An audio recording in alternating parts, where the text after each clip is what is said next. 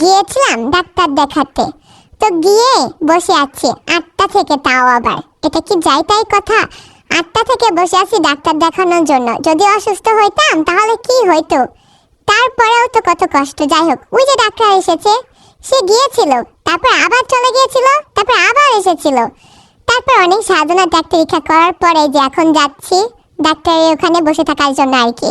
তারপর অবশেষে গেলাম, গিয়ে এই যে বসে আছি। বসে আছি তো আছি 8টা থেকে, এখন বাজে সম্ভবত 12টা। তারপর এই যে বলে দিছে সকাল 8টার মধ্যে উপস্থিত হয়ে টিকিট সংগ্রহ করুন। টিকিট নিয়ে তাহলে ছেড়ে দিন না, বসেই থাকতে হবে। যদি ডাক্তার চলে যায় কি আর বলবো, এরকম সুস্থ হলেও তো অসুস্থ হয়ে যাবে, এতক্ষণ বসে থাকা যায়? তো তারপরে এই যে ওষুধ কিনতে চলে আসলাম, ডাক্তার দেখিয়ে ওষুধ নিয়ে এখন যে বাসায় যাচ্ছি। এখন বাজে 1টারও বেশি, মানে 8টার সময় এসে এখন 1টার বেশি বাজে। যারা ফরিদপুরের বাইরে থাকে আসে তারা তো মরেই যাবে। রোগী মানে কি বলবো, ডাক্তার